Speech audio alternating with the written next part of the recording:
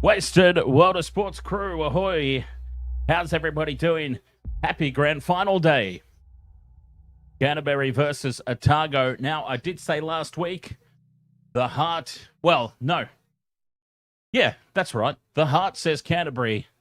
Well, the head probably also says Canterbury as well. But I would never, ever begrudge Otago of a victory.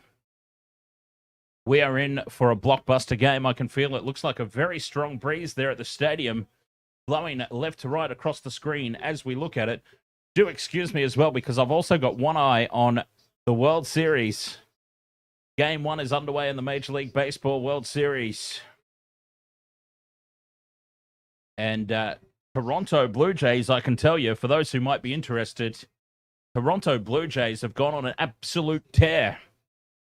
And they lead that World Series. Well, when I last checked in, they did anyway. Mr. Ed's dead. Ahoy, mate. Welcome along. Always nice to see you. How's things over there in the United States of America? Lynn Braithwaite, ahoy there. Otago. So, yes, as I was just saying, I feel like Canterbury are probably the common sense decision, but Otago, the perennial underdogs, never say never. I'll tell you what, I am a Canterbury boy, but I will be cheering on Otago today. Let me throw that out there nice and early. I've tipped Canterbury, but let's go Otago. And as you can see, I've got it pretty evenly matched here at the same game multi. 4 legs. This is a biggie.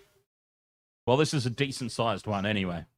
Decent-sized as far as NPC rugby goes, so...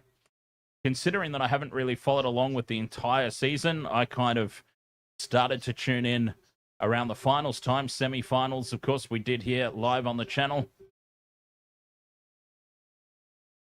So I've gone 4 legs, which is always pretty ambitious, but we've hit a couple throughout the course of the year at least, so especially with the rugby. So we'll see how this one works out here. Brodie McAllister, Lucas Casey, Hunavai, I'm not even going to try and pronounce his first name, I'm sorry. Hunavai and Jonah Nareki. I reckon that's a pretty brutal 4-legger, and it's got some serious potential.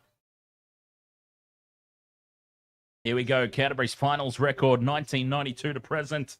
15 finals for 12 victories. That's insane, isn't it? 9 from 11 won at home. It's going to be a tough old job here for Otago. And I can tell you that the Dodgers have pulled a couple of runs back. It's 11-2, the top of the 8th.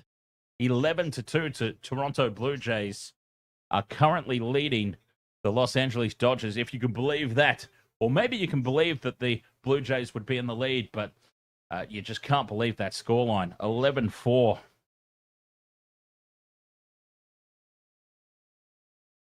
All right. The home side out onto the field. Grand final moments away from kickoff. Here they come, the home side. Down the tunnel, running out. There is there's audible boos there in amongst the cheers, which means that the Highlanders have got, well, it's not really the Highlanders, is it? Otago have got some pretty big support here. Tom Christie leads the team out. Zane, 435, ahoy, mate. Canterbury boys, so I've got to tip Canterbury, but I tell you what, I've always, back to the Byron Kelleher, Tane Randell, Josh Kronfeld days, I've always had a soft spot for Otago, for the Highlanders in Super Rugby. I would not begrudge them a victory, that's for sure. So, I mean, if I have to pick somebody... I'm not allowed to sit on the fence. I've got to pick somebody. I'll pick Canterbury.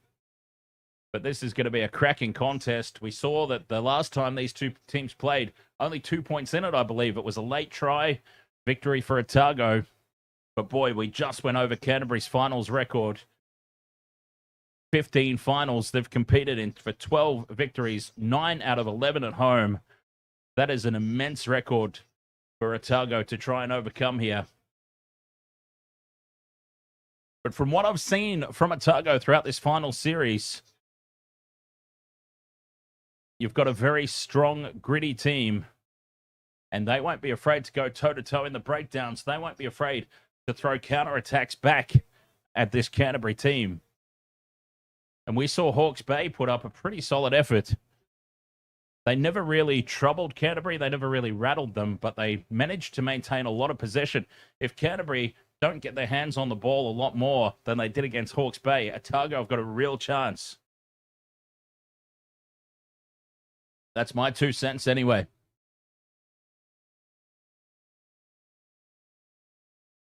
The national anthem for the final.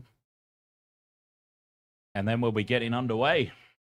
So yes, there's my 4-legger for this one. McAllister, Casey, Punavai, and Nareki. I reckon that's a pretty solid foursome. Feeling pretty good about that one. We've had a lot of joy with 4-leg multis in the rugby this season. Not so much with the rugby league. It was a dire old season for rugby league tipping. I remember in 2024, 2023, we hit at least one a weekend across all the games. At least one 4-legger. I was lucky if I got one this entire season. I think we got 4 or 5, but I'm prone to exaggeration. We all know this.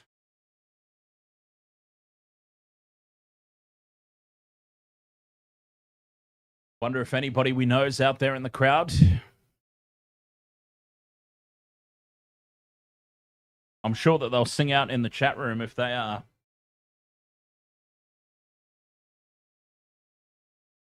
So I think the key for Otago, really control this game from the front. Try and do what Hawke's Bay did. I mean, that might be a little bit of a blueprint. Obviously not a blueprint for victory. They're going to have to go next level. But Hawke's Bay, in the early stages especially, going into the halftime break, I remember calling it and saying they've controlled territory, they've controlled possession. They should in no way realistically be behind by this much. Canterbury just iced what little opportunities they had.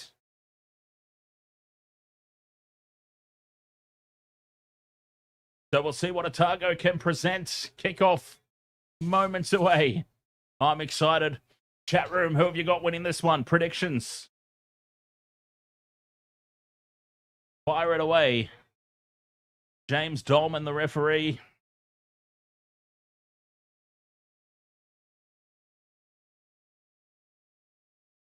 Otago in a huddle.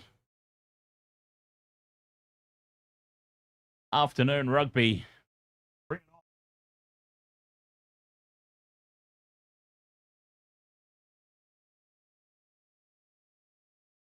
Yes, indeed. The Battle of the South. Canterbury versus Otago. Both teams come out of the huddle. Tom Christie there. What a unit.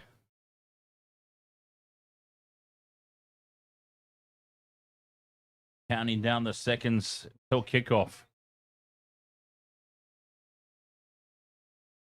Head to head, Canterbury have got the advantage.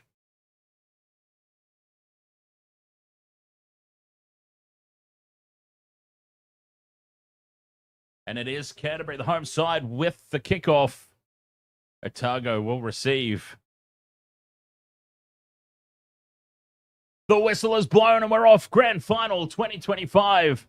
Canterbury send it deep. It's going to land in the 22. It's going to go out on the full, is it? No. Bounces just inside the touchline. Honestly, that was so close. The hair of a pea's nut. And it's nearly gone into touch on the full. Highlanders, an early defensive line out. They were happy for that one to just dribble over the sideline. They go to the middle of the line out. Canterbury compete, but it does fall the way of Otago, who now set up the ruck just inside their own 22. Fight back for Miller. Miller clears upfield. That breeze behind him, and he uses it well, sending the clearing kick up out of danger, but still inside their own half here, Otago. A successful early exit, nonetheless.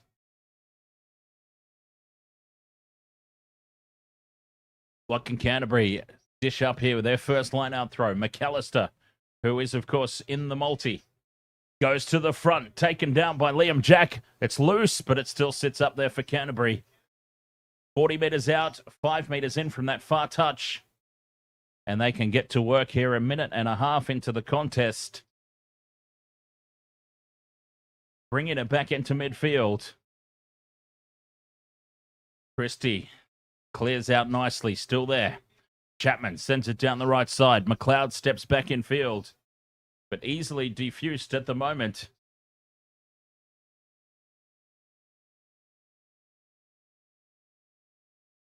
I've lost my scoreboard here. I apologise about that. There we go. Canterbury 30 metres out. Penalty advantage. Goes to the home side. Otago caught the wrong side of the ruck there, and here's a chance for first points, although 40 metres out, it might be just to the left of the post, but that is a very, very strong breeze that will be going straight into this kick should they decide to take it, and I think that is potentially why Canterbury are kicking for the sideline here. I mean, that is a huge, huge breeze, which may have manipulated the decision somewhat. And they find touch, run on the brink of the 22, and there just signifies how strong that breeze is. The kick to touch off the penalty. I mean, from that position, you would expect that to go deep into the corner. But all we got there was 22 metres out. The throw to the front of the line out, spoiled by Otago, but still there for McAllister. Canterbury in possession. Chapman looks down the short side, but goes back open. 3 minutes gone, no score here. Canterbury now. New stub takes the line on. Chapman calling troops around to the open side, which is the right. Oh, that's an illegal clearance, and that's trouble. He has elevated Lucas Casey above the horizontal. And I'd be very surprised if this doesn't get a closer look. The referee wasn't interested. He was happy with just the penalty. But an illegal clean-out. Lucas Casey, to his credit, popped straight back up, but that was particularly nasty. That was not good at all. I'd be mighty surprised if that doesn't get a closer look. Well, let's have a look. Let's see if I'm overreacting. Here's the replay. Oh, God. No, that is nasty. I'm surprised that there was no more interest in that from the referee on field. It happened right in front of him, or the TMO. We'll see if we hear more about that. 4 minutes gone. Otago throw to the middle. Line out is claimed and immediately send it into midfield. And it is Umunga Jensen setting up the ruck about 30 metres out right in front here. Otago keeping the ball alive. Leo Willie gets the pass up for Pledger. Pledger with one to beat. Great tackle by Newstub. Try saver. 10 metres out. Canterbury now pile in, but they've left space out wide to the right. And it's Umunga Jensen. There's the first try of the grand final. Otago taking advantage. That is exactly the start they needed to get off to. Umunga Jensen with the first try. 5 minutes gone. Otago up 5-0. Kick to come.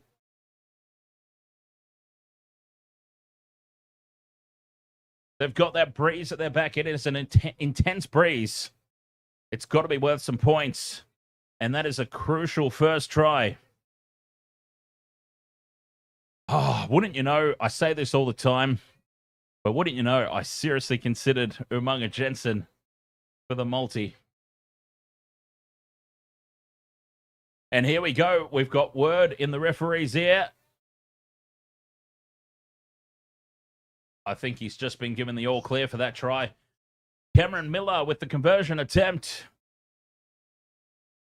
to give Otago a 7-0 lead here. Nice and early. Using that breeze effectively. Not that he really needed to. 10 to the right of the post. 22 out.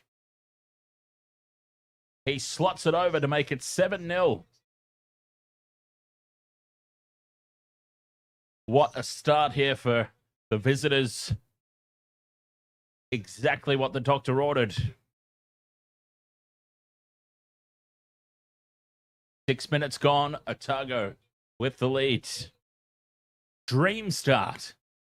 Umunga Jensen with the try.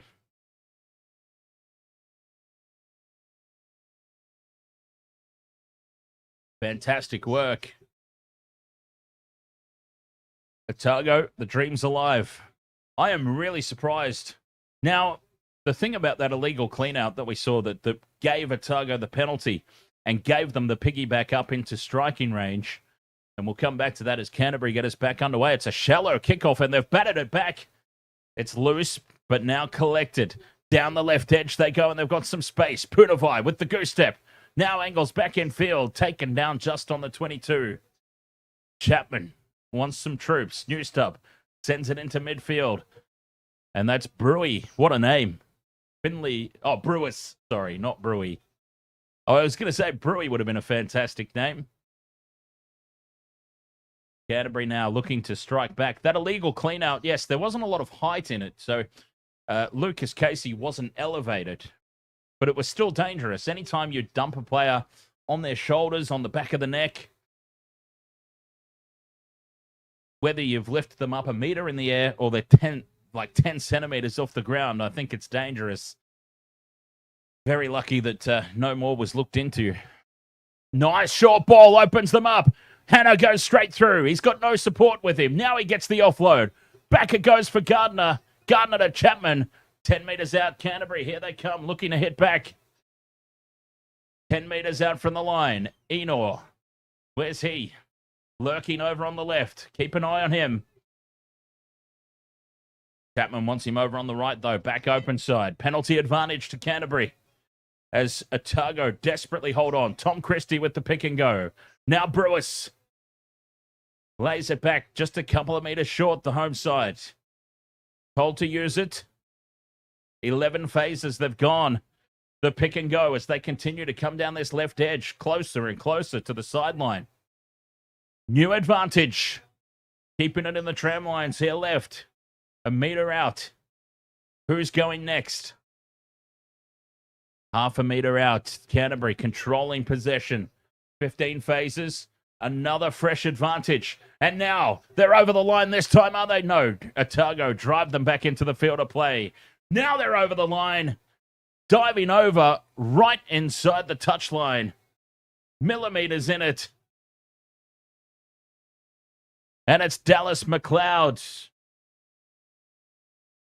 Thomas Umunga Jensen, the number 12 for Otago, scores. And the number 12 for Canterbury. He answers back. 7-5 kick to come. And it's the two inside centres.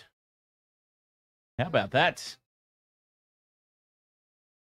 Put it all on 12. And you would be laughing right about now.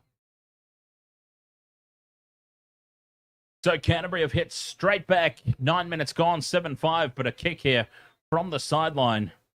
Shea Fiaki, 26 points in playoff games this season, leading the way.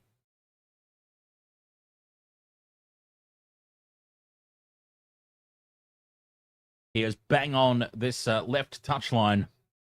Moves in, strikes it well. That breeze picks it up, though. Look at that. Hooks it right across the face of the post. He started the kick about 10 metres to the left of post, and that breeze just picked it up. Took it straight across the face, and it doesn't even reach the dead ball line. Doesn't even reach the in-goal. 7 points to 5, so goal kicking is going to be an obvious nightmare today for both teams. But Otago had the benefit of that try close to the post. Canterbury scored it out wide. And that is the difference between the two teams right now. 7-5. Otago get us back underway. Canterbury told to use. 10 minutes gone. 7-5. Told to use again. Chapman has it just outside the 22. Sets up the box kick. Now the box kick is not really the right option into that breeze. It hangs up, and it's claimed there by Sammy Gilbert. And Otago are in really good field position now as they break away to the left. Space is opening up. Casey beats one, beats two, and he goes to ground 30 metres out, loses it. Play on. And Otago still have it. They're set up inside the 22. Might want a closer look as to exactly how that eventuated, but they've come away with it, Otago. Back on the attack they go. Short down the left. Big defense from Canterbury, though, driving them backwards. More big defense. They've lost 5 more meters. Short ball there to Leo Willie. Carries it back inside the red zone. No scrum half. Umunga Jensen scrambles in. Taking it out from the ruck is Pledger. Sniping around the ruck. Can't find space. Stoddart. This is good quick ball from Otago. Asking questions. Canterbury have the answers for now. Pledger sends it right for Casey. Pop ball for Haig. Haig tries to spin out of the tackle. But he goes to ground. 11 and a half gone. 7-5. Otago now. 15 out. Back to the left they go. Canterbury in over the top. McLeod can't get his hands on the ball. Judah Shivian, ahoy mate, welcome along. Nice to see you. Back into midfield. Wingham has his legs taken out. Pledger goes back down the left, back down the short side. 13 phases, well controlled so far here for Otago. Canterbury, they've got a perfect line though. No gaps here. Pledger to Miller, out the back for Umunga Jensen. They're all over him. They've got him up off the ground as well. Umunga Jensen has to get this one down and does eventually. 15 phases now for Otago as they head back in field for Leo Willie. Pledger. Left they go for Nareki. That's who I need. Back in field now. Tucker. Loose carry. Christie tries to rip it away. But still there for Otago. 18 phases. Casey from a standing start. Can't burrow his way under. But quick ball. Miller. Now they've got some space. Broomfield shown the sideline. Canterbury happy to show him the sideline and see if he can get through. He couldn't. And they're still just lurking around the 22 here. A couple of Canterbury defenders trapped on the wrong side, but it's play on. I'm sure Otago would have been happy to take the penalty advantage there. 22 phases. And this is beautiful rugby all around. The defense. 23 phases, no cracks. But equally for Otago, 24 phases now and no errors. Canterbury drive them back. They've just got nowhere to go at the moment. Gilbert takes the line on. Staying on the short side. Nareki gets the offload away, and there's the error. A cheeky little knock on. And Canterbury are in over the top of this one. Oh, it's still there for Otago. No knock on called. The kick in behind is going to beat everybody. Almost. Almost a miracle save. Now, I think they missed a cheeky little knock on here anyway against Otago. It was called play on, and Pledger spotted some space in behind a nice little grubber kick.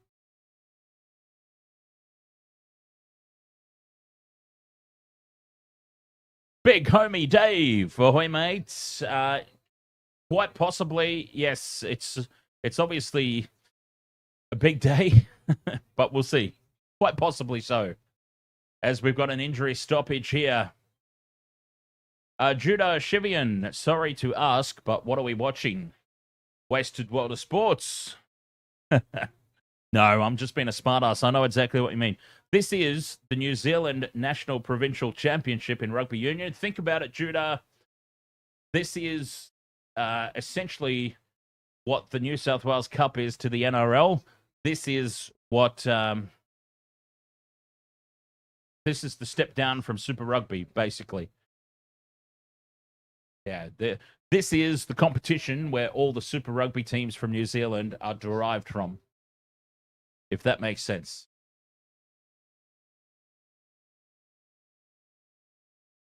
So Canterbury, for example, are one of the provinces that make up the Crusaders. Otago are one of the provinces that make up the Highlanders. So yes, this would be the equivalent of Wasted World Sports doing a New South Wales Cup game for the NRL season. But it's grand final day, Judah. So these are the top two teams. Winner takes all. And it is Canterbury who've got us back underway. A 22-metre restart. Otago back on the attack. They'll be disappointed that they leaked that early try. I mean, they scored one of their own, of course, to take the lead, but they gave it back so quickly and so easily. Otago stretching it wide to the right. Miller steps back in field. And they're bang on halfway here, Otago. Told to use it. Pledger with a nice little ball to Tucker, who offloads nicely in kind. And now they get some go forward. Nareki picks it up from the base of the ruck and has a dart. 30 metres out. Otago back on the attack. Straight through goes Tucker. Needs support. Lays it back. They're inside the 22 and numbers to the right. The grubber kick through from Umunga Jensen. And it's well taken at the back, but under big pressure now, Canterbury. Otago march over the top of this ball. And they'll get the penalty. 5 metres out. Umunga Jensen. They tap and go quickly. Nareki. Oh, but he can't take it quick, says the referee. Back we go. Umunga Jensen, the first try scorer, and he's threatened the line again here, putting the grubber kick through. And they've put it into the corner, Otago. 5 metre line out, attacking one. Here they come, the visitors. 16.5 minutes gone, 2 points the difference.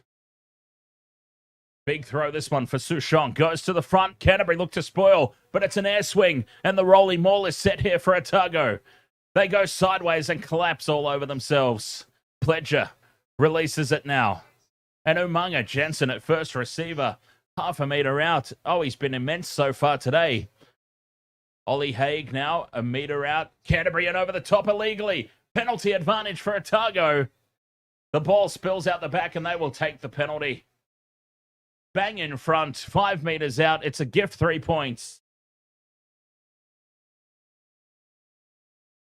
You know what? I'm going to say keep the pressure on here, though. Keep the pressure applied.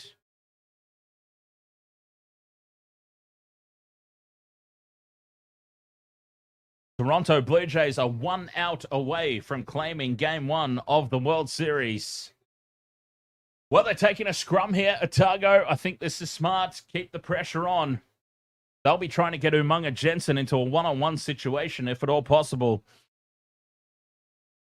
He has showed some early dominance here.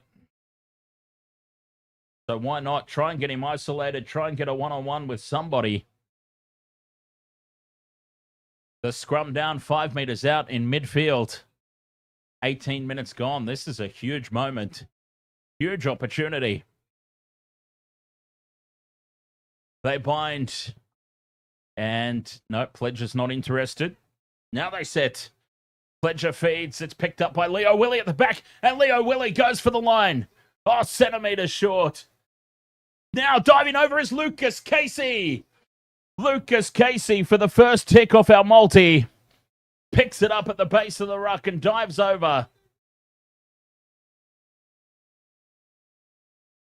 It's our first tick off the multi. It's a second try for Otago. And they lead 12 points to 5 with the kick to come from right in front. You thought for all money Christian Leo Willie was there, but Casey says, I'll finish the job. And there is our first tick.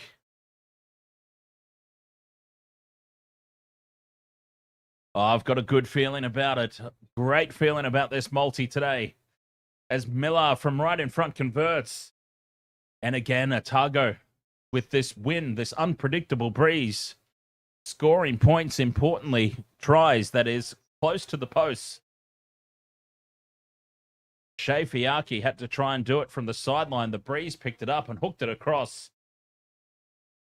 14-5, Otago lead. Jitty Tiggles, ahoy mates. You've got 4:35 on Japan versus the Wallabies. Very nice. Have you got $4.35? What's your wager? Back underway. Canterbury send it just outside the 22. Otago with the lead and with control in this one. Quarter of a way gone. We'll be covering that game here, of course, on Waste to Water Sports. It's pretty close after this one. As the box kick, pressure on, dragged forward. Play on, says the referee. Well, that's got to be a knock on. If you drag the ball forward, that is along the ground, that's a knock on, surely. But anyway, down the short side, Canterbury back into Otago territory. $23 to win for Japan, is it? $23 on Japan to win? I'll tell you what, it'll be a stretch, but Eddie Jones, man. Eddie Jones will have a surprise or two. As Canterbury lose the ball now. Otago on the counter-attack. Gilbert kicks from his own side of halfway. Lands it inside the 22. Needs this to sit up. It's going to go dead in goal. All the way back we come. He's overcooked it. Kicking with that breeze at his back. And it just picked it up and it kept going and going and going.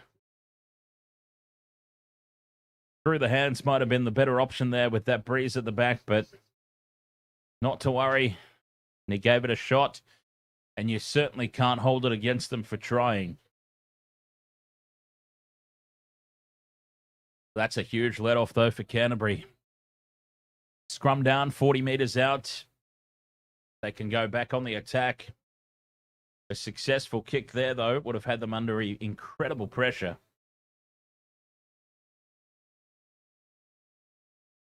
But it is strange. The way that this game's been going is pretty similar to the Hawke's Bay game. We do know that Canterbury took an unexpected lead into halftime in that one. This one sets. The scrum sets. Chapman feeds. No, he doesn't. Front row collapses. Penalty to Canterbury. Now they will not be kicking goals into that breeze. So this one's going into the corner.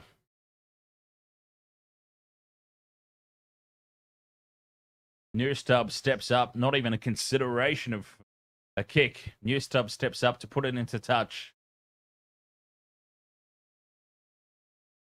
Finding it. Whoa, 25 metres out. Couldn't even get it into the red zone there with that breeze.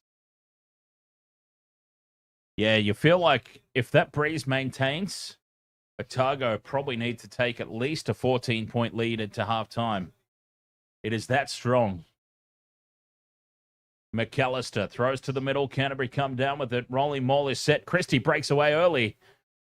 And he's tackled on the edge of the 22. He can go from Gallagher. Lays it back. Chapman. Inside the red zone here, Canterbury. Christie wants it at first receiver. Bringing it back into midfield. Chapman holds this pass up. They're up quickly on him, putting pressure on. Enor steps back in field. A little isolated there, Enor, but it's back for McLeod. McLeod in playing scrum half. 15 metres out now in midfield. Christie taken down as he heads a little sideways. Penalty advantage for Canterbury. 8 phases down. They stay down the short side. Here's Fiaki. Held up. Now he gets to ground. 5 in from touch. About 10 metres out from the line. Canterbury still under penalty advantage. Now they come back as they spill the ball. Lazo, ahoy mate.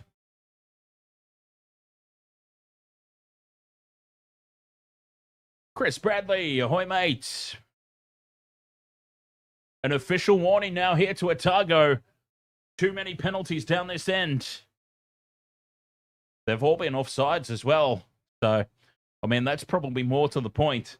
Not the amount of penalties, but the fact that every single one of them has been for offside is probably why they're getting such an early official warning from the referee. 24 minutes gone. Otago lead 14 points to 5. We've got one tick off the multi. Newstub puts this into touch, and that's better. 5 metres out, and a big attacking line out here for Canterbury, the home side. McAllister's a chance here if they set up the rolling maul. And we could be going into the back end of this half with 2 ticks down. The rolling maul is indeed set. McAllister has it at the back. Here we go. Canterbury trying edge forward. 5 meters out now. McAllister breaks away. He's over the line. McAllister gets it to ground. That's tick number 2. Brodie McAllister gives us our second tick off the multi. Gives Canterbury their second try. Again, it's out wide, though, so goal kicking is going to be very tough. Oh, I did say at the top of the stream, I have a very, very good feeling about this multi. We've still got a lot of work to do. We still need Nareki, and we still need Punavai. But we've done the hard part. The hard part is getting those 2 forwards. The backs will come into play as this game continues to open up later on. But that's the hard yakka done, getting the 2 forwards. I'm ecstatic that I've got them knocked off in the first half. Che Fiaki. The Breeze picked up his last one from a very similar position, pushed it across the face of the poles. Can he compensate this time? No. The Breeze picks it up again and hooks it across the face. 14 points to 10 it remains. Otago scoring tries close to the post. Canterbury's tries have been out wide, and that's the big difference. 14-10 it remains. 2 ticks off the multi. This is a brilliant start. Just what we needed. Let's see. I wonder if they're... Oh, no, it looks like they're not going to offer me any cash out on this one, which is fine, because I wasn't going to cash out anyway. I was just curious. You know, for those who have joined me here on the channel for any length of time, you'll understand why I asked the question at least. You'll know that I was never going to take a cash out offer, but you also know I always get absolutely abysmal cash out offers. Canterbury have claimed the kickoff here and gone straight to the box kick. And this is going to be a result for Otago, though, as Canterbury spill it. And it will be a scrum down here for Otago.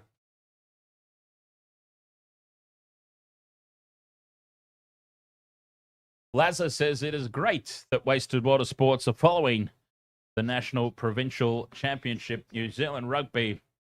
Yes, indeed. It's been a good lot of fun. We'll look to cover more of it next year. Next year, to be perfectly honest, next year is going to take a little bit more of a rugby union focus. That's not to say that we won't be doing any rugby league, but, I mean, one can't ignore where the numbers are. So, yeah, next year we'll be very rugby union heavy. We'll be doing a few more competitions from around the world in the rugby union space. So, yeah, looking forward to that. As we've got an injury stoppage here. 50-50 is the possession. I find that really hard to believe. Or very close to 50-50 anyway. It feels like Otago have done exactly what Hawke's Bay did in that they've controlled the territory and possession, but Canterbury are just taking their opportunities and keeping themselves in the contest.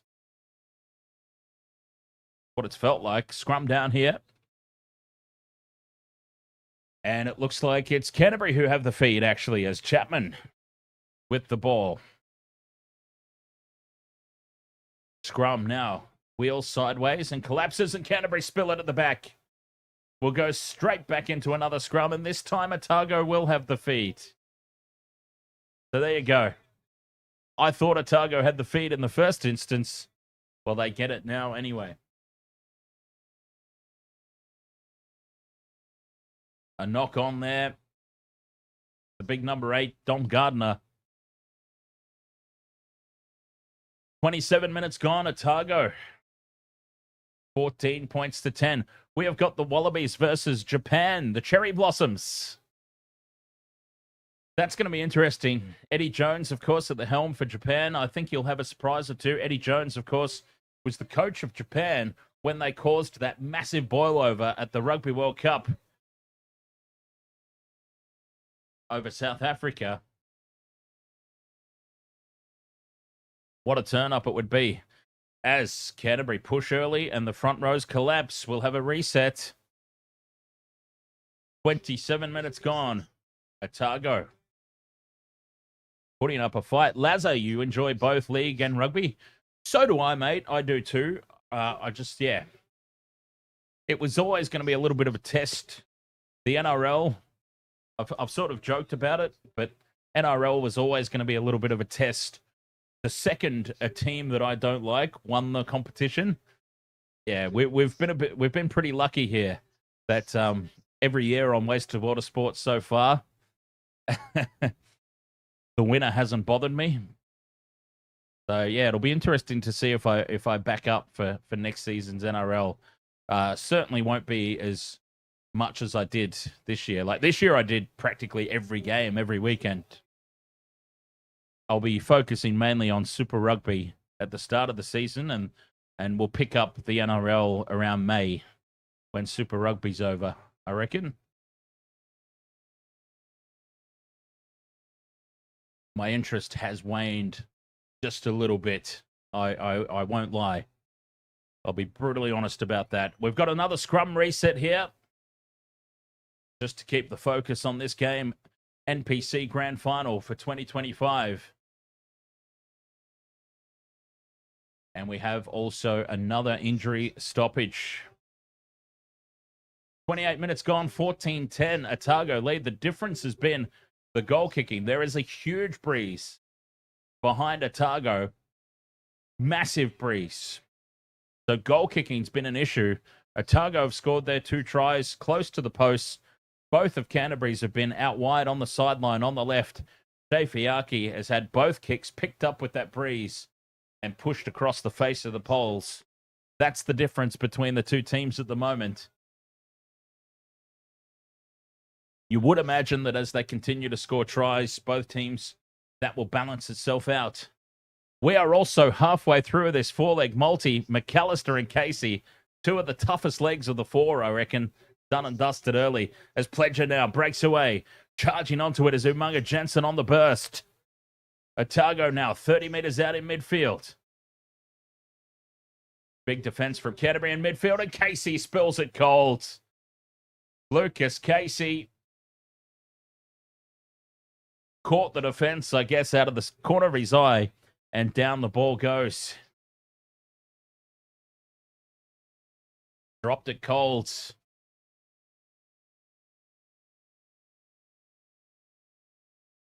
Or he got one step ahead of himself. Either way, he's knocked it on. Aussie John, ahoy mate.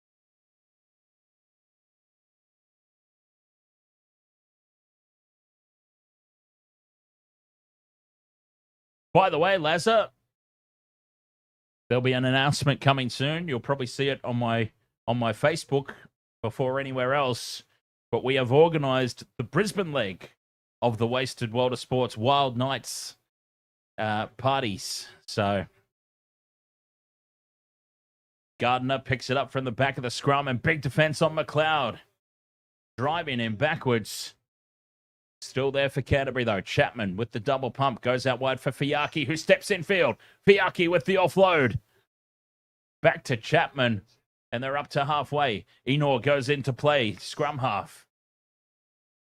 They're on halfway here, Canterbury. There's Punavai. He's over the wrong side of the field. We need him in open space over here on the left. Canterbury still have it here on halfway. Big defence from Otago, though. 10 minutes to go till the halftime break.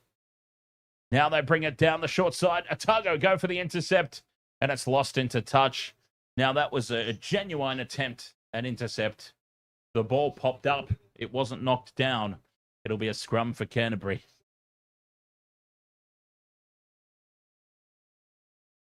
So yes, the Brisbane leg of our Wasted Water Sports Wild Nights meetup is all set in place.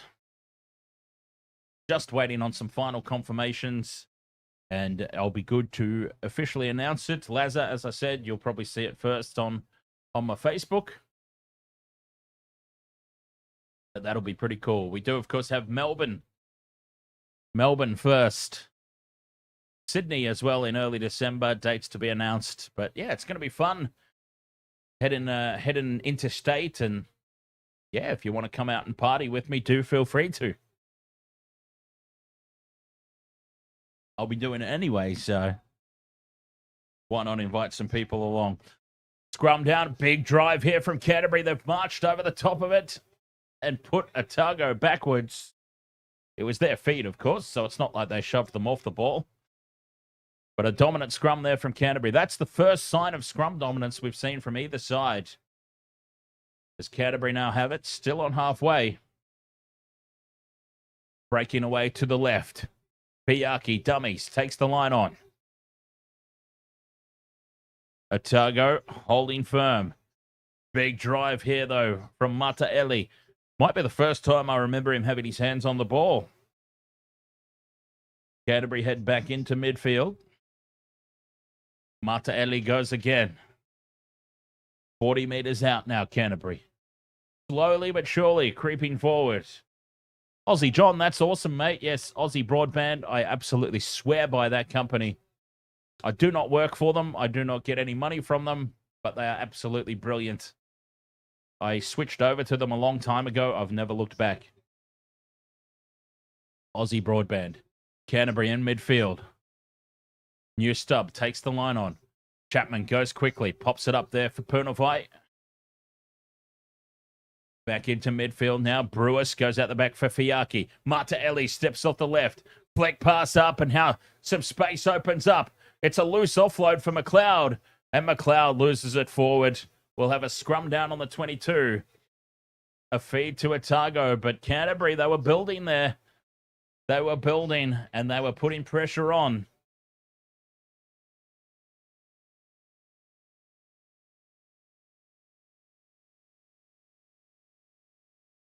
Very helpful call centre, Aussie John, yes. And based in Australia, too. Like, their entire company is based locally, which is just fantastic. As we have another injury stoppage here. Before the scrum goes down, and that's great. That gives me a chance to pop off for a quick break.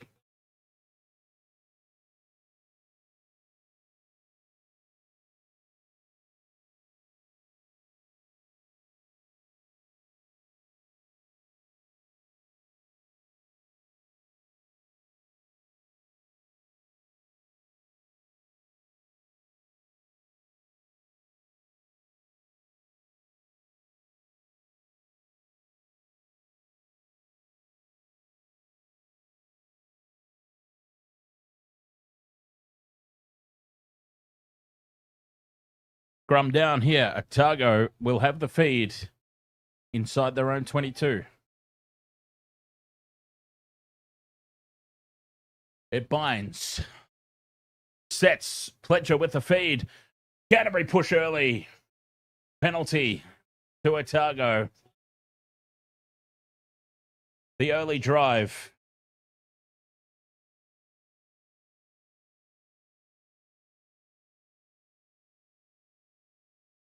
Six minutes to go until the halftime break.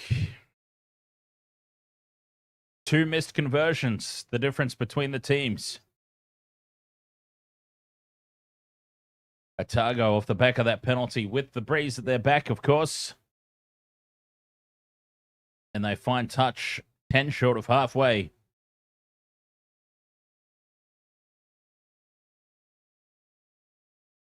The throw goes to the middle from Sushan, taken by Otago.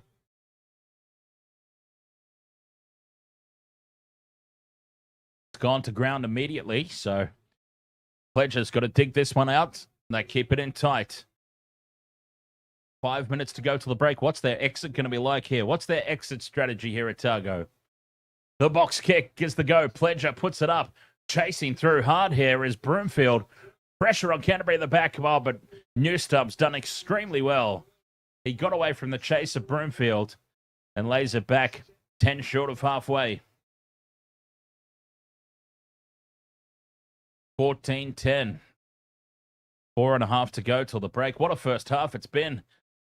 Chapman with the box kick. It's going to get picked up by the breeze. Lost back by Otago, but now lost forward by Canterbury. Eno couldn't hold on to it, and we'll have another scrum. The initial one was backed by Otago, but then Eno couldn't hold on.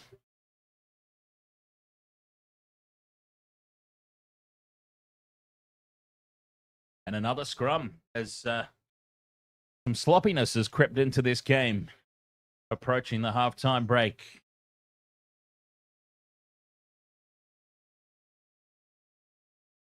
Yes, for those interested as well, right before this, I was checking out Game 1 of the Major League Baseball World Series.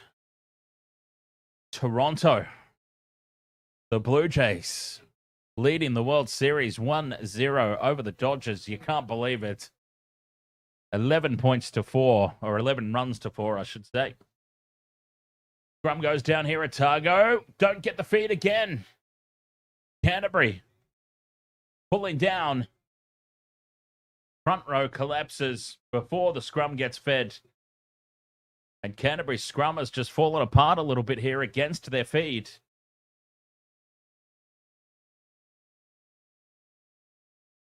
And Otago can clear from their own half. And if they could eke some more points here before the break, that would be massive. Finding touch inside Canterbury's territory.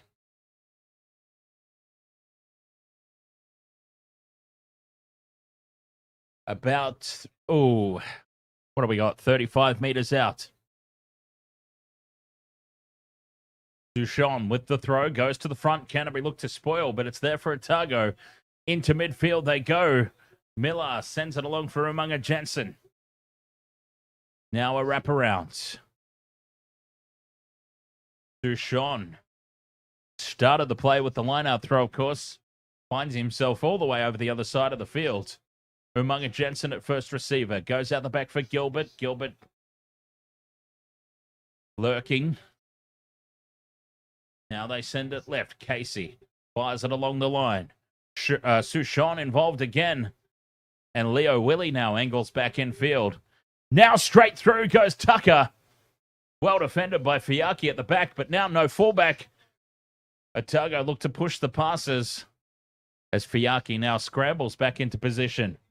Otago have it on the edge of the 22. Gilbert to Leo Willie. Leo Willie almost has that ball ripped away. But they've still got it here, Otago. 10 phases. The ball spills out, and it's knocked on at the back by Pledger. The ball just came squirting out. Yes, I said squirt. Squirting out of the ruck and into the face of Pledger. And he couldn't hold on. Unlucky.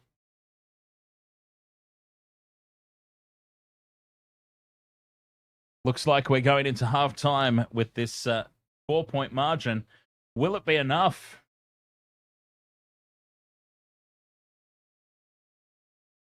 Will it honestly be enough?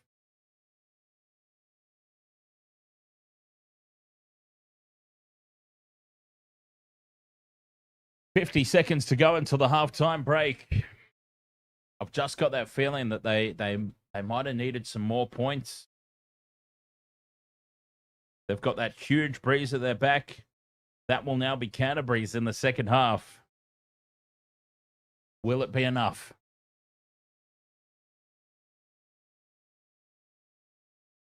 Scrum sets penalty straight to Canterbury. Oh, the scrums are falling apart here for both teams. This time it's Otago pulling down in the front row.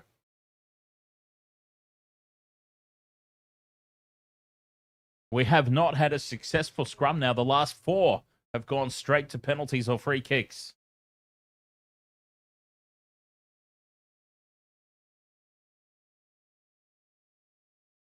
Canterbury put this into touch. 10 short of halfway.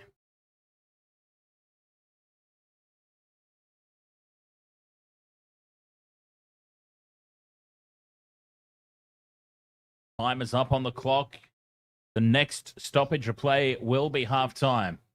McAllister throws to the front, and Christie brings it away from the back of the maul and says, that will do us. 14 points to 10. Otago lead at halftime. Canterbury, the only difference between the two teams is those missed conversions.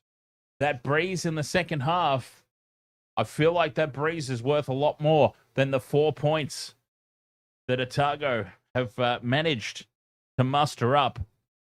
I said at the top of the stream that breeze, they probably needed a 14-point margin, at least at the break. I mean, it's a huge, huge wind. That's got to be worth at least 14 points. So it might be tough going here for Otago in the second half. But we'll see. They've got the lead, which is important. And importantly for me, we're going into half-time. 50% of our 4 legs kicked off. I mean, that's always a good position to be in. Especially, we've done the hard work. The 2 forwards, McAllister and Casey, the 2 forwards, you expect that the backs will come into play a lot more as the game starts to open up late. So this one might go down to the wire, but I'm feeling pretty confident about it. Nareki and Punavai, neither player has really had their hands on the ball all that much. The game's been played pretty well in tight. It's gone as far as the inside centres in most instances. The second half, though, some weary legs out there, some tired defenders, and we might see it make its way out to those left edge wingers a little bit more often. But anyway, 14 points to 10 at the halftime break. We've got a grand final on our hands. Otago have done what they needed to do. I feel like they probably needed a little bit more of a margin, but they've done what they needed to do. They've got the lead at the halftime break. No matter how minuscule it may be, they have the lead.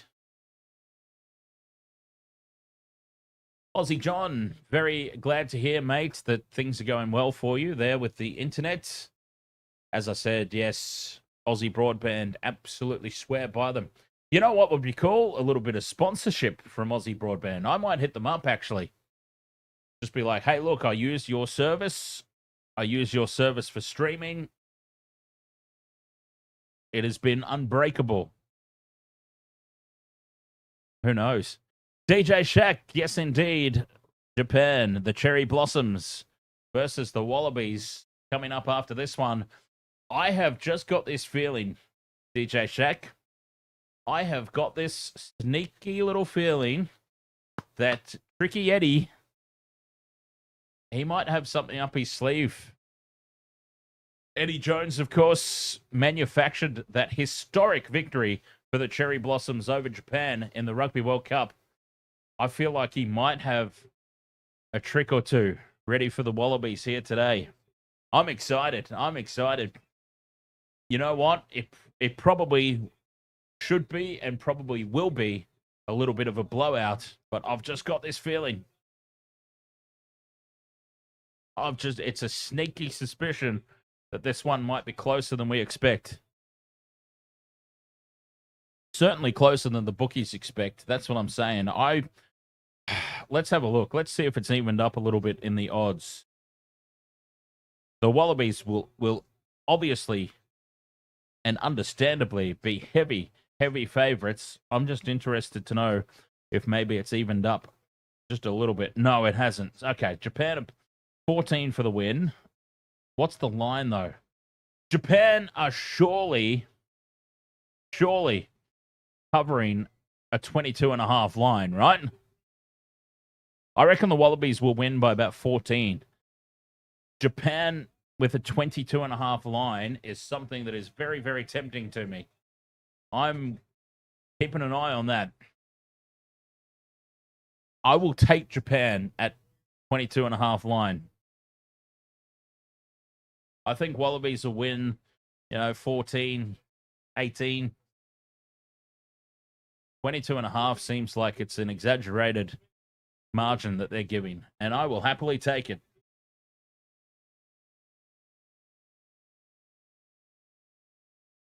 So yes, that's coming up here on the Waste of World of Sports. Calling the action there, the Cherry Blossoms versus the Wallabies. Japan versus Australia, a one-off rugby international.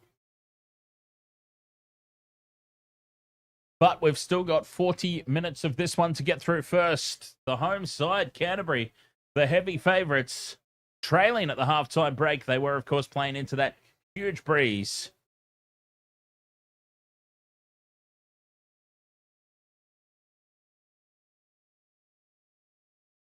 Can Canterbury make use of it?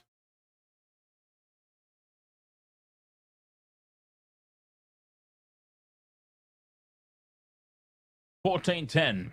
Otago. 2 missed conversions. That's the only difference between the teams at the moment. Halfway through the multi as well. We'll keep an eye on that. I reckon I'm pretty well placed here for this multi to hit. 4 legs. McAllister, Casey, hit. Punavai and Nareki in the second half. Oh, I'm feeling it. Laza says, Eddie, as Japan's coach, being the former Wallabies coach, knowing Wallabies tactics is definitely an advantage for Japan. But we'll go Wallabies for the win. And the thing about that too, Laza, is it was a long time. Well, it depends how seriously you take Eddie Jones' last spell, I suppose. How seriously does one take his last stint? His last serious stint, of course, was back in the day. So I just wonder, how much did he really get across his most recent time, if you know what I mean? Do you understand what I'm trying to say? I know what I'm trying to say. I don't know that I spat it out correctly, though. All right, I'm going to have a quick break. Waste of World of Sports. We will be back here for the second half of this NPC grand final that looks like it's going to go down to the wire. Who will get the win? Look, Otago leading by 4, leading by 2 missed conversions. I feel like they missed a trick, though, with that strong breeze in the first half. Canterbury will have use of it. And being their home ground, perhaps, maybe, they just know a little bit better what to do with it. We'll find out. Second half coming up.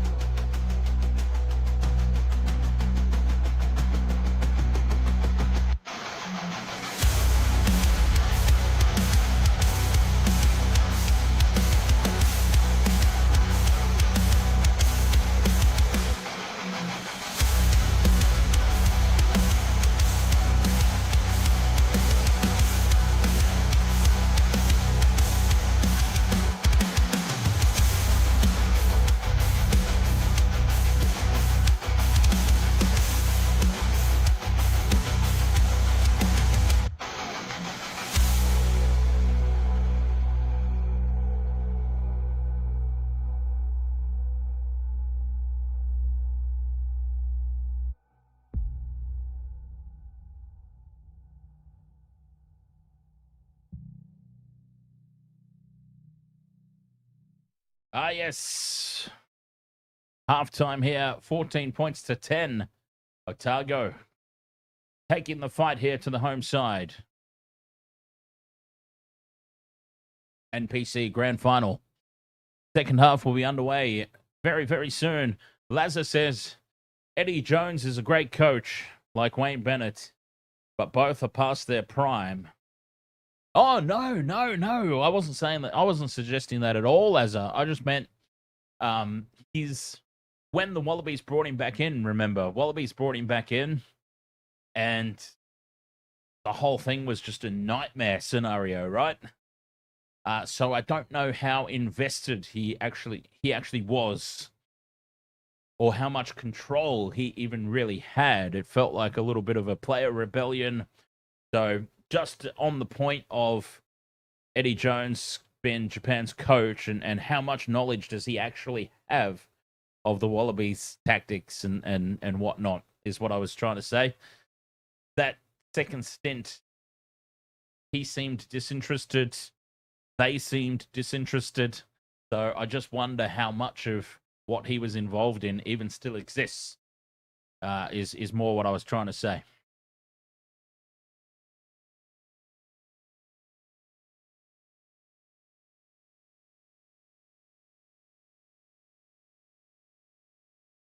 Lazza says, a bit like Kevin Rudd's second run as Prime Minister. Well, I wouldn't have a clue about that. Dan doesn't do politics, but old K Rudd, apparently some of what he has said in the past is coming back to bite him now. as an ambassador. So yeah, that's interesting. Mind you, I did see the video in question, and it seemed like a bit of a media beat up. It just seemed like a bunch of blokes having a bit of a laugh with each other. I don't think there was ever anything serious in it. But anyway, I digress. Let's not turn this into Wasted World of Politics. Let's keep it Wasted World of Sports. Because we've got a fantastic grand final on our hands here. 14 points to 10 at the halftime break. Otago have done what they needed to do, maybe not to the extent that they needed to do it. I feel like with that breeze, they probably needed a bit more of a lead going into the break, but I mean, they'll be happy enough. Umunga Jensen's been on fire. And there we go. Teams are out for the second half. Can we get Punavai and Nareki across the line? One of those two inside the first 15 minutes, say? That would be huge. Massive. Canterbury have won 2 from 2 matches this year when trailing at halftime. Well, that says to me that they don't very often trail from they don't very often trail at halftime, is what that says to me. It's only happened twice. They've happened to win both times. As Otago get the second half underway, they go short with the kickoff into that breeze. And Canterbury come down with it now. Told to use it. Chapman has it at the back. And immediately they go for the box kick, using that breeze, turning Otago around. Taken well at the back there. But already, first phase, Canterbury using those conditions to perfection. Turning Otago around, putting them back down in their own end. Pledger goes one out. Otago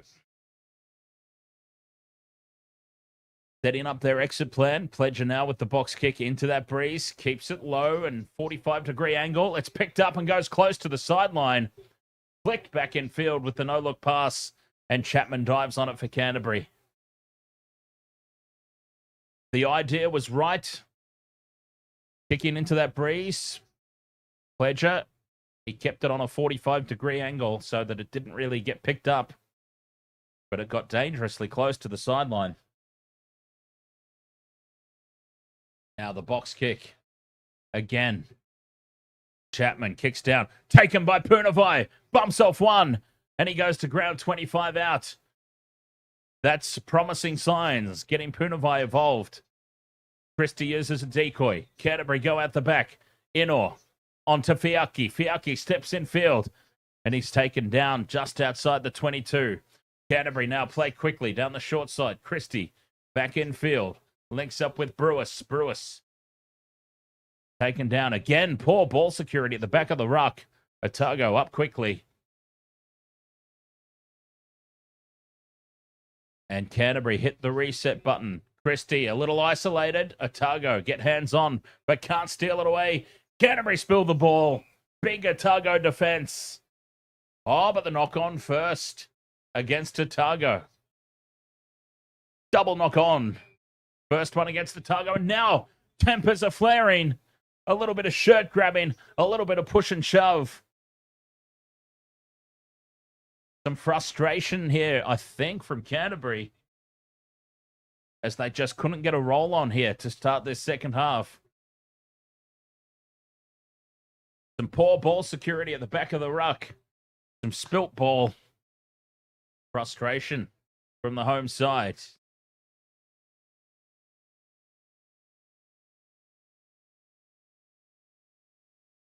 Lazar, as we've got one of the Otago players called out here.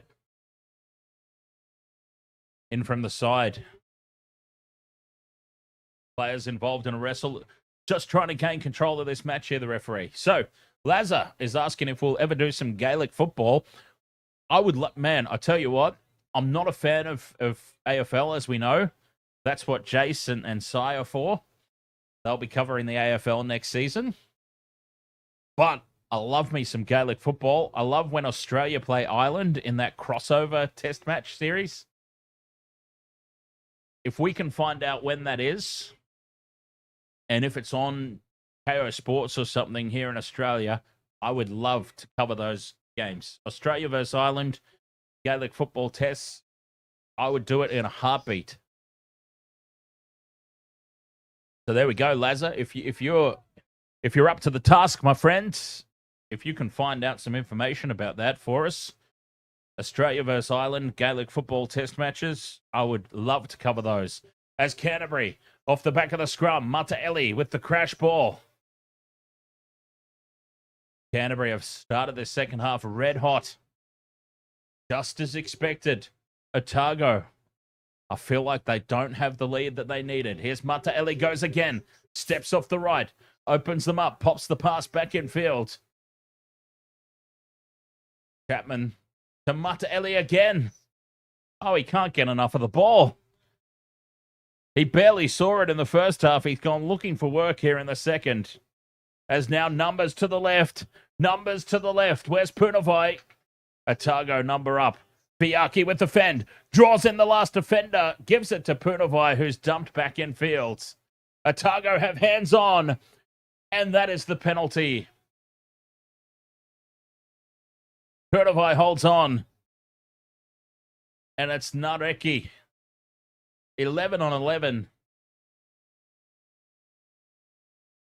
They had numbers down the left initially. Canterbury, Otago did number up. Fiaki did well to create some space for Punavai. But it was big defense from Otago. And they've held on. But yes, the way that this second half has started, geez. Warning signs, danger signs here for Otago. Big defense from Semi Gilbert. And then Nareki in to secure the turnover. Otago lose the ball at the line out. Canterbury goes straight back on the attack. Christie fires the Harbour Bridge ball over the top for Inor. Quick hands back in field. And now out to Mataeli. And Mataeli scores. Counter-attack City. And Canterbury take the lead. A loose line out from Otago over on the left. Canterbury counter-attack. They send it out to the right wing for Mataeli, who has been so heavily involved in this second half. And that is just reward as he plants it down in the corner for a 5-pointer. Oh, why did I not have Mataeli instead of Punavai? Beautiful cutout ball there from Christie.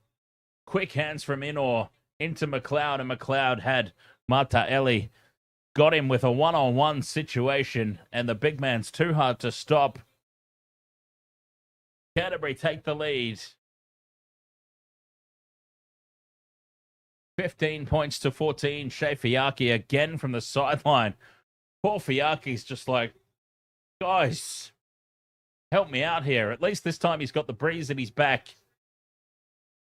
Piaki strikes it on target. This time the breeze picks it up and helps it along.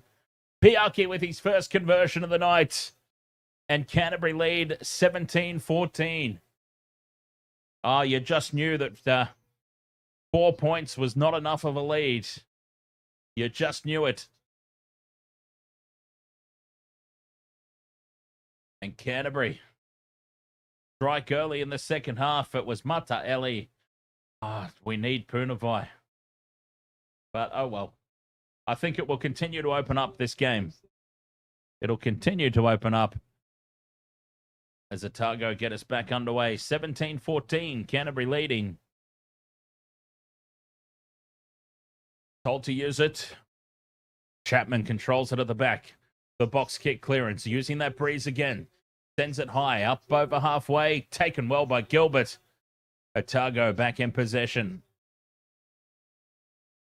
Lined up to the left. They'll keep it in tight for now, but look at that Canterbury defense racing up, driving them backwards. A chip over the top here, looking for Nareki. Nareki spills it forward. It falls for McLeod. Counter-attack is on. McLeod goes straight through. He needs support. Intercepted as Nareki races back and makes up for his own mistake. Otago back in possession. Just inside this near touchline. Inside their own half. Frantic play from both sides there. As Pledger looks to clear, sends the box kick up. It's going to land on halfway. Miscommunication at the back. But Canterbury do come down with it through Fiaki. And now it opens up for Chapman. Chapman with one to beat. Puts the fend on. Gets the offload back for Mataeli. Keeping the ball alive. Gardner now heads sideways. They're 15 out Canterbury. Chapman looks right. Now they send it back left. Fiaki again. Chapman with the crash ball. 15 out, staying down the short side. Christie, dummies. Angles back in. And he goes to ground. Told to use it now. 15 out, they're staying on the short side. That's our side. That's where Punavai is. The pick and go. And the flick pass goes out to Punavai, who fires it back in field as he was going over the sideline. And Otago with the intercept. 5 out from their own line. I feel like that's going to be the leg that lets us down. It's just not landing at the moment as the box kick into that breeze from Pledger. Not a lot of distance on it. It will be an attacking line out here for Canterbury.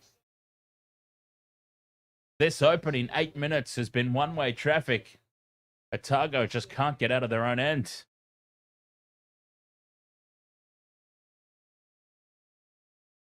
Canterbury marching along.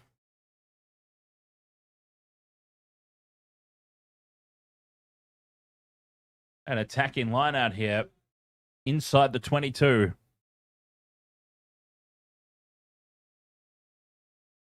A very delayed throw. Got to be careful here. Got to get that ball in. They go to the middle. Taken by Jack.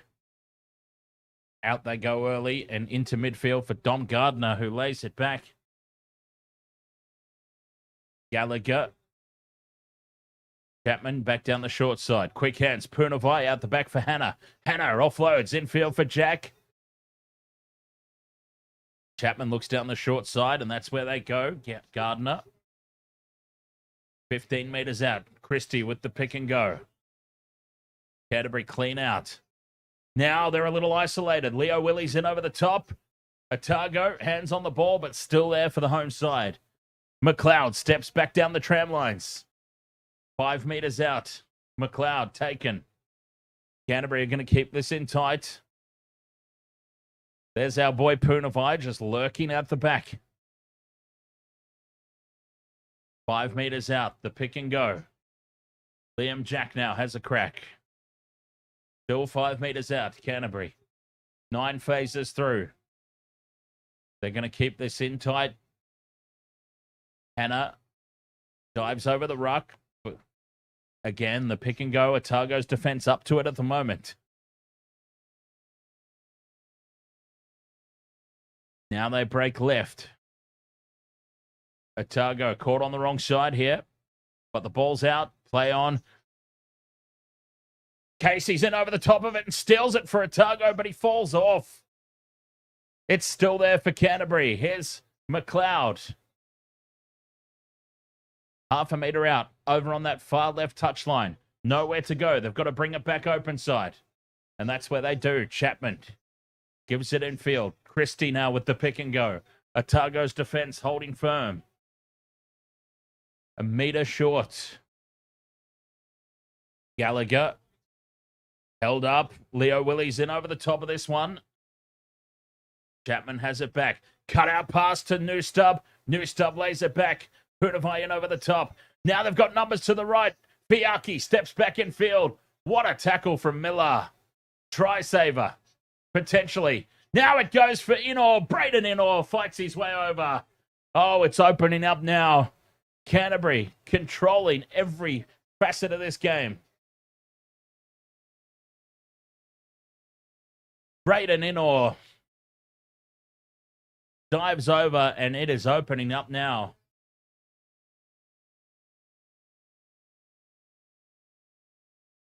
$22 points to 14. Kick to come. Oh, boy.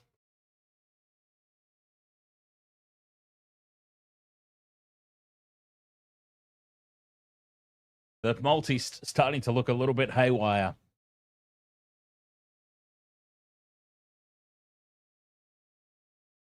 Credit to Otago's defense, but they finally broke. Piaki, a very similar spot to his last conversion, puts it in a very similar place, and the Breeze picks it up and takes it through the middle. Canterbury lead 24-14. 52 minutes gone. Their second half has been one-way traffic.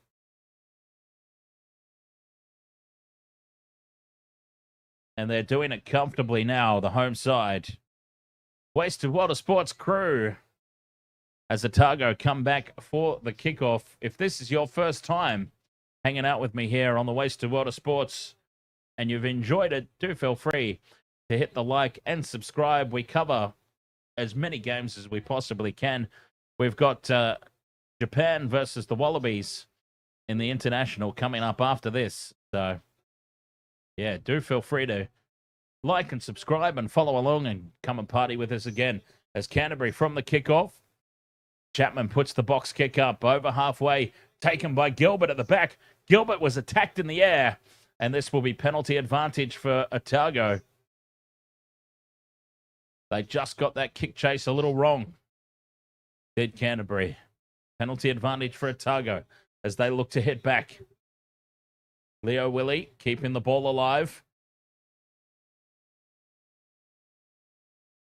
Tamane with the pick and go. Inside ball for Wingham. Pledger goes on a dart, sends it at the back for a huge cutout pass to go out wide. Now the Breeze is going to pick that up. And it's marked by Fiaki, who races back and takes it inside the 22. And they were running out of space, yes, but probably the wrong option there to put that kick in.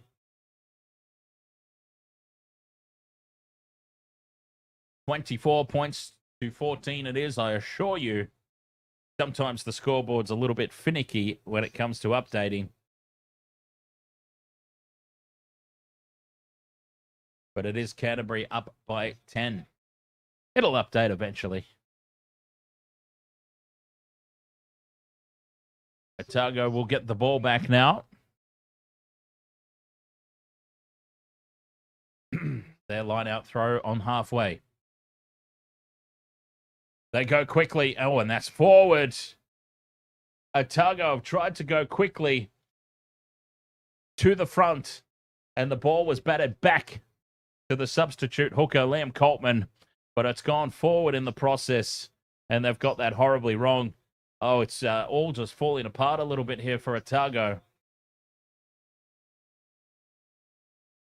They've done extremely well, but it's just starting to crumble.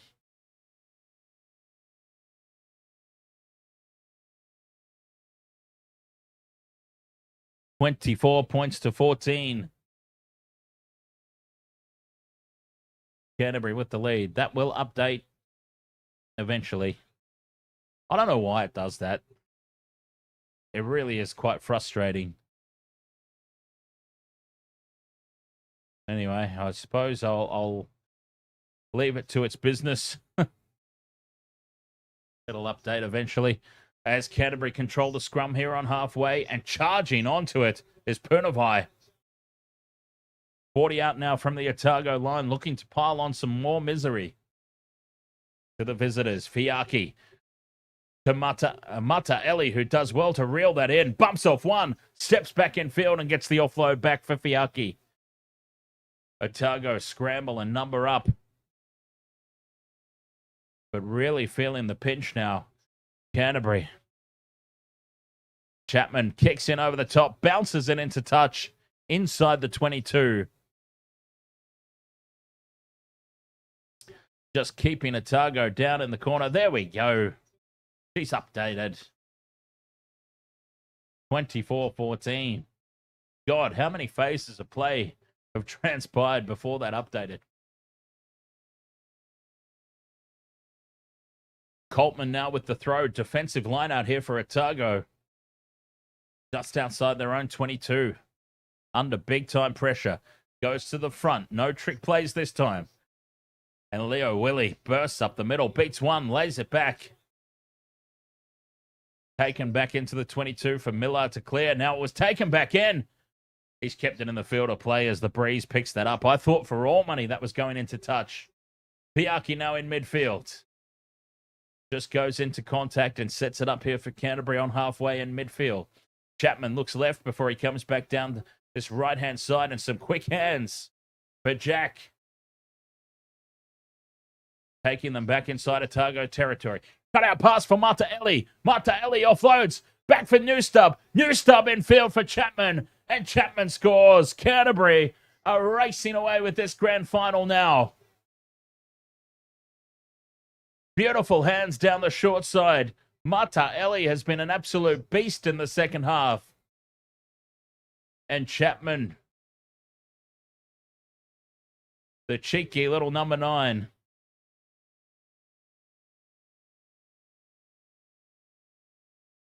Boom, Mata Ellie, 1-on-1. Beats the tackle. Gets the offload away. And Chapman lurking up in support. Canterbury have scored for the first time beside the posts. This will be Shea Fiaki's... maybe... I'd like to see that offload again from Mata Ellie. Shea Fiaki with his easiest conversion of the night incoming. About 10 to the right of the post. Nails it. And Canterbury lead this one now 31 points to 14. Well on top here. Still with 20 minutes to play. Oh, some fish and chips would be nice. Yeah, I might have to have fish and chips for dinner. 31-14, 20 minutes left to go. Can Otago turn this one around? Well, we talked about the margin and that breeze. 4 points. We said it was never going to be enough.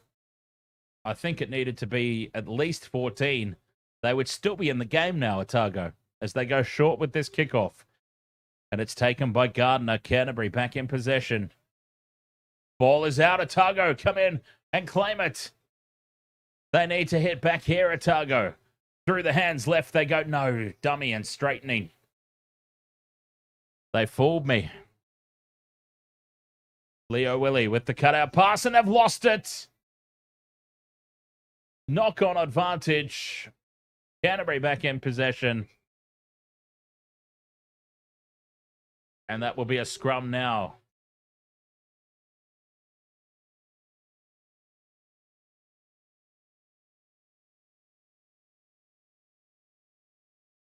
$31 points to 14. And this game has just got away from Otago. They needed to do more with the breeze in that first half. We did talk about it, how maybe Canterbury being the home side They just know how to utilize it a little better, and that's what we've seen, I think. 20 minutes to go. I would have loved to have had another tick off the multi by now. I'm not feeling as confident. Punavai's not really getting his hands on the ball. And in quality position, anyway. And Nareki just not getting his hands on the ball at all. He's been huge defensively, but just not getting his hands on the ball in attack. Scrum down Canterbury. Secure the ball down the short side for Mataeli. 1-on-1. Bumps off the tackle. But Leo Willie does just enough to get him off his feet. 10 short of halfway. Canterbury keeping it in tight. No thought of a kick just yet. 31-14. This grand final is in their hands. Chapman with the box kick. Sends it up over halfway. Nareki takes it. Fires the pass to Gilbert. Gilbert does well to hold on. Or sorry, it's the substitute.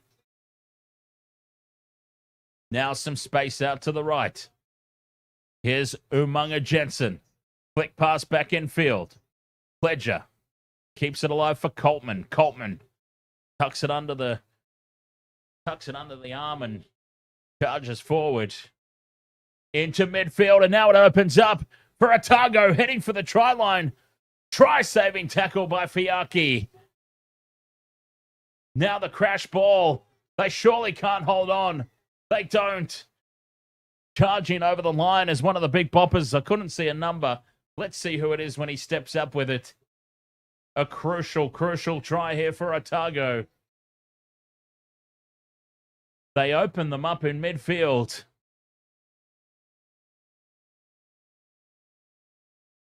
And it's been well finished off. Oh, Fiaki with the try saver. And it is the number 17, Benjamin Lopez. Lopez on the crash ball.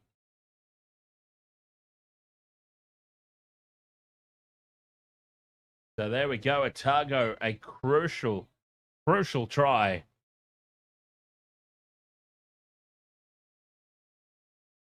Can Miller convert? 10 to the left of the post. Into that breeze. It picks it up and it hooks it. But it holds its line just enough. 31-21. Otago have hit back.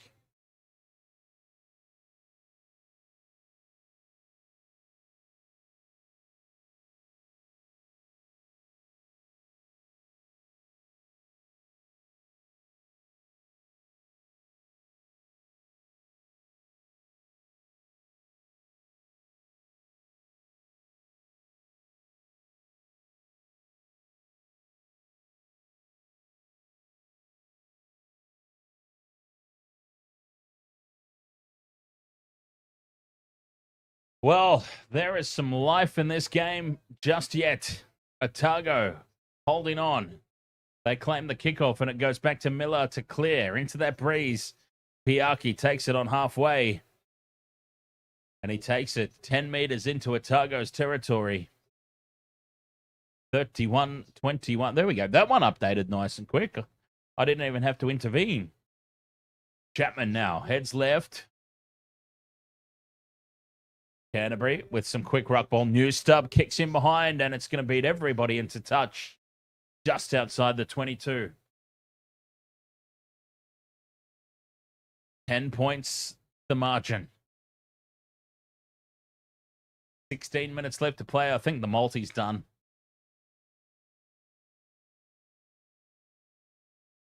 It was looking so good. I think we're done. As Canterbury still the line out. Jack back in possession, the home side. Quick hands. Punavai cut out pass there for McLeod. Backs into the defense. 22 out in midfield. Otago drive over the top, but it's still there as Canterbury get numbers to the ruck. Leonard Brown Now back into midfield. Through the forwards. Chapman goes quick. They're still on the edge of the 22 here, Canterbury, but controlling possession. Mitchell, Velo, ahoy, mate. Christie down the short side, a little isolated, but a nice clean out here from Canterbury. Gus Brown carries it inside the 22. Told to use it. Chapman goes to Jack. Jack just surrenders in the tackle. Christie in midfield. The pick and go from Punavai. Spins away from one. Manages to drive forward. Into the red zone they go. Some go forward now for Canterbury. McAllister. Keeping it alive. Fiaki.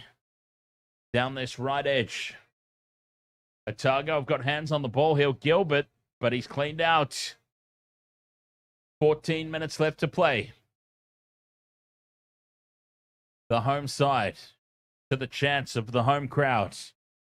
Getting ever closer here. 15 meters out. Martaeli off that left boot again. 15 meters out. Chapman wants the trips over on the left. And that's where he gets them. Very slow to get there, though, Hannah.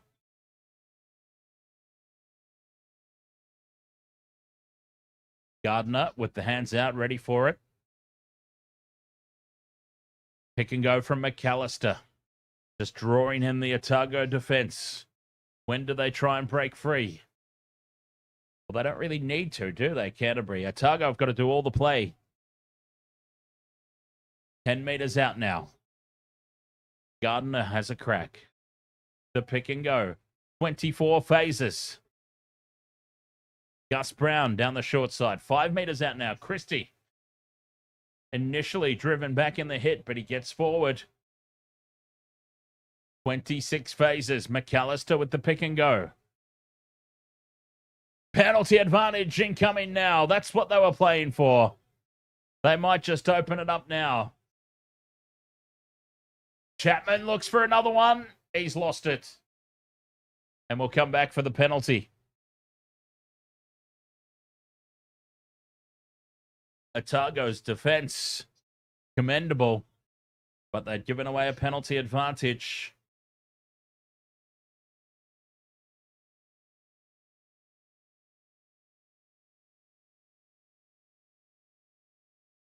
Injury time off. We've got a player down for both teams.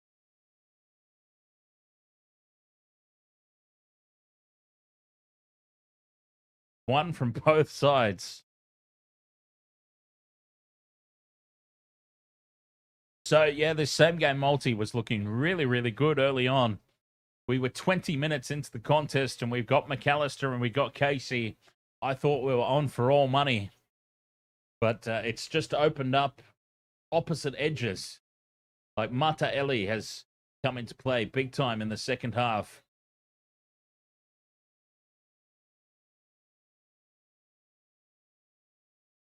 Punavai not really getting involved. And again, even here, like, Canterbury will have the penalty, but it's over on that left edge. It's over on Punavai's edge. So that's gonna bring Martaeli into play again if they decide to go wide. Canterbury, though, they tap and go. They keep it in tight. Leonard Brown tries to march over. They're centimeters away here. Canterbury keeping it in tight. Otago defending for their lives. Hannah, penalty advantage goes again. Canterbury. And it might be yellow card territory now if they don't score a try. McAllister goes for number 2. He's over the line. They've driven him back into the field of play. Gus Brown is over the line. Has it got to ground? Yes, it has. Try is awarded. Otago can't believe it. The Otago defenders are absolutely blowing up. They can't believe this has been awarded. Gus Brown with the try from the bench. 36-21 with 11 minutes to play. There'll be 10 minutes by the time the conversion is taken. But Otago absolutely blew up. They cannot believe that that was awarded.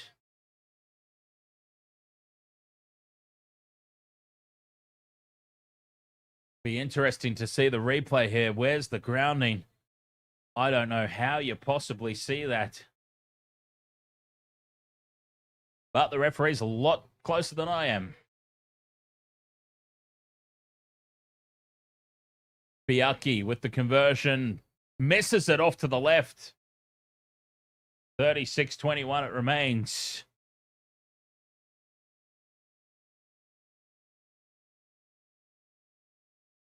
Ten minutes left to play.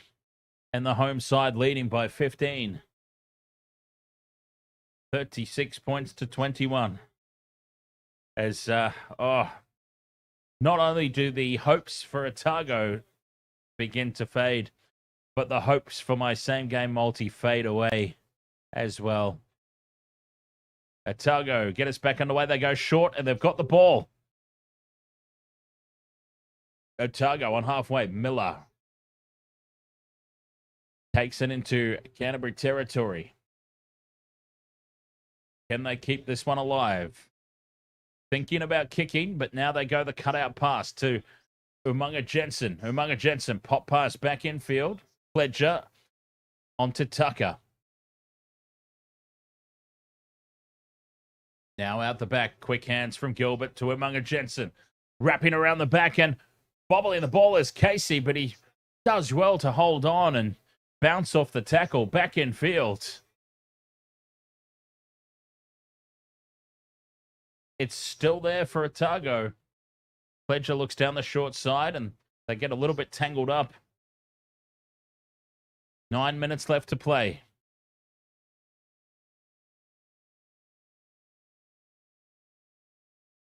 I don't know that Nareki's even still on the field. I haven't seen him.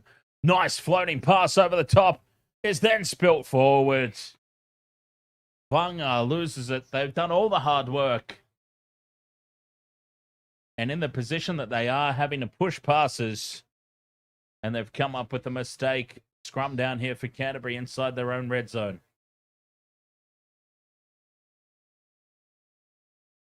(36-21). The home side, Canterbury,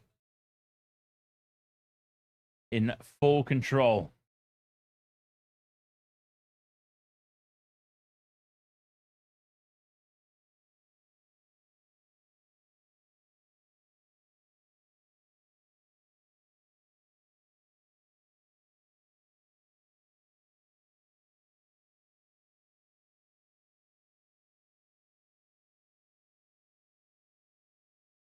Eight minutes left to play. Canterbury with the scrum feed on their own 22. They will surely not lose from here. Free kick. Early drive from Otago. Free kick goes to Canterbury.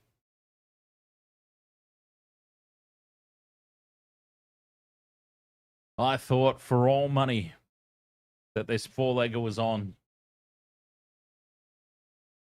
The left wingers just have not seen the ball. It's been crazy. Free kick outside the 22, so they want to keep this in the field of play, Canterbury, and they do just that. But an opportunity for counter-attack here for Otago. 10 short of halfway. Pledger looks down the short side with Tucker. Tucker held up and now driven back in contact by Gardner. Manages to get away and scrambles some extra meters. Pledger pops it up and a big charge over halfway there by Coltman. 40 meters out now from the Canterbury line. 6 minutes left to play. Pledger stays down the short side. Coltman from a standing start goes again. And again, he makes some good post-contact meters. Now straight through with the pick and go. And they've come up with a mistake again. Christian Leo Willie can't hold on. Otago just not quite getting it right here at the back end.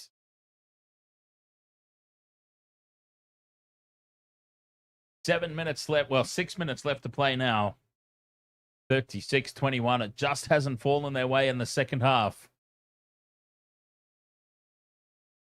Fantastic work there from Hamani. Got the pass back into Leo Willie, but he couldn't hold on. Canterbury have won the second most NPC titles with 14. Auckland leading the way with 17.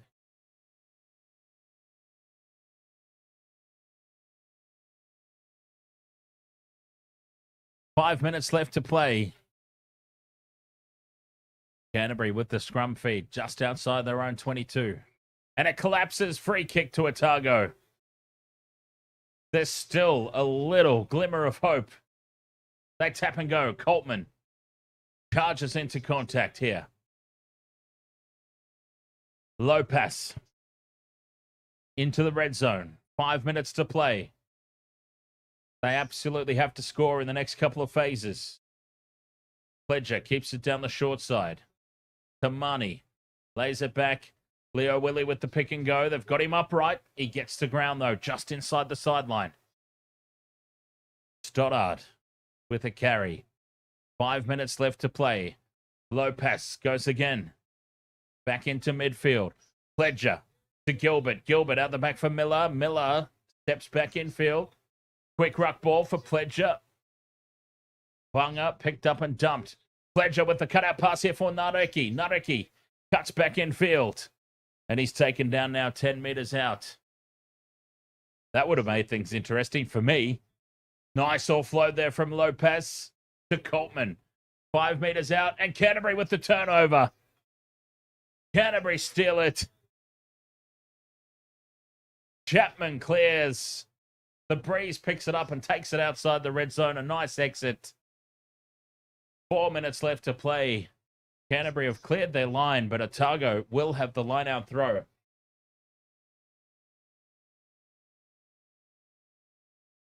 Oh, the number 7, the captain, Tom Christie, leading the way. Coltman with the throw, goes to the middle, uncontested ball. Can they make something here? Some consolation points for Otago. With 3.5 minutes to play. Canterbury are the champions for 2025. But can Otago get that scoreline a little closer? Interesting. If they had that 14-point lead that I said they probably needed at halftime, as now it opens up down the left. Gets the pass out for Nareki. And Nareki will score. We've got cash back. We've got same-game multi-cover. We've got catch back. Nareki scores with 3 minutes left to get 3 of the 4 legs. Same game multi-cover. We get the cash back. Oh, wouldn't it be something here if Punavai scores on the bell?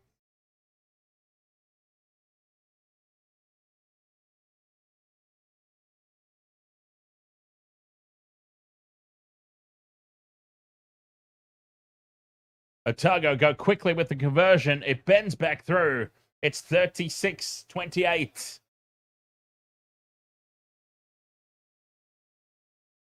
36-28. 2 minutes to play. There is surely not enough time. But, yeah, Nareki has at least won me my money back. Got to be pretty happy about that. A same-game multi that looked like it was on for all money that went downhill very rapidly. I will take the same-game multi-cover and get the cash back very happily.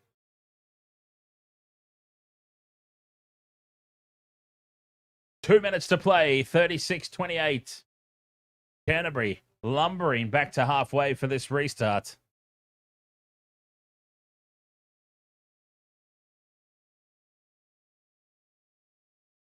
And they send it deep, as you would expect, into the 22. Nareki, the try scorer, gives it off to Leo Willie. Otago set up just outside their 22. Coltman back for Miller. Nareki with the cutout pass. Well collected out there by Umaga Jensen. And now the clearing kick is out on the full, is it? No, it stays in field. And Canterbury can counter-attack. Down the left edge. Canterbury can just maintain possession now, and they can see this game out 36-28 with 1 minute to play. Penalty to Otago. Canterbury holding on. They tap and go, putting it through the hands, out to the left. 36-28 it is. Nareki, dummies. And he's taken a ground just short of halfway. Otago, quickly, they go down the short side. They spill the ball, and Canterbury dive on it.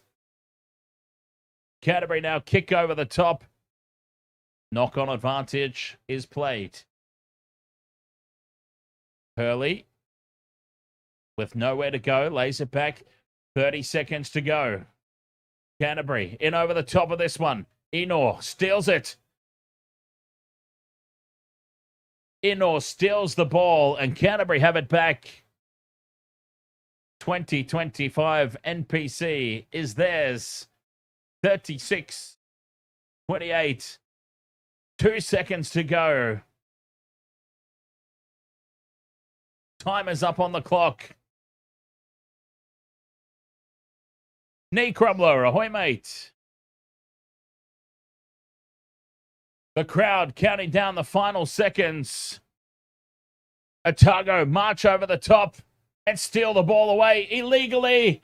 Penalty to Canterbury, and that's it. 36-28. Canterbury are your 2025 NPC champions. 36 points to 28. God damn it, this scoreboard, for some reason, will not update. For the love of Christ. As Canterbury put this into touch.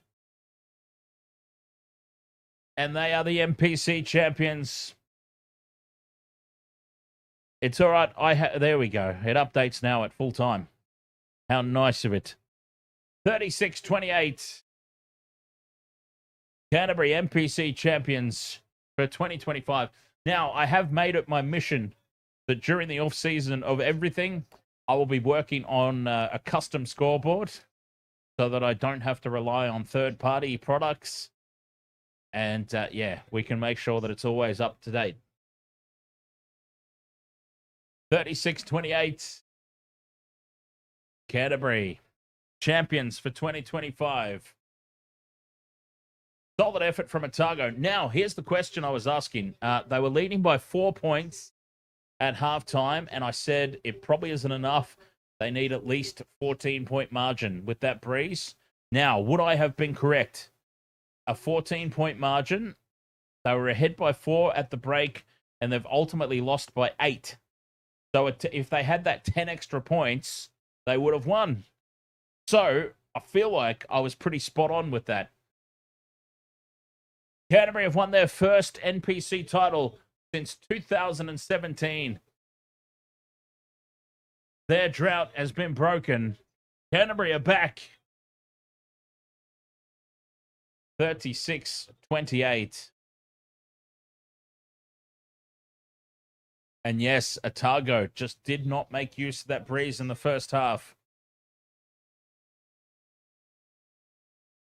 That was the big difference maker at the end. It was at least a 14-point breeze, I said. They only took a 4-point lead into the break, and they've ultimately fallen about 10 short. What a difference it would have been. Canterbury, their first title since 2017. We're just far too strong. Wasted World of Sports crew. We have still got some more action coming up today. Japan, led by Eddie Jones, will be taking on the Wallabies in a one-off international. So that's coming up in about 1 hour here on the channel. And I'll also say, Wasted World of Sports crew, if this is your first time here and you've been enjoying hanging out with me and partying, we cover all kinds of rugby union throughout the course of the year. So do feel free to hit that like button and subscribe so that you stay up to date with all our coverage moving forward. We'll be doing all the November internationals. Well, most of them. I can't say all of them because I'm actually going to be away for a week in early November. I'll be in Melbourne. So I can't say that I'll be doing all of them, but I will do as many as possible of the Southern Hemisphere tour of the North throughout November.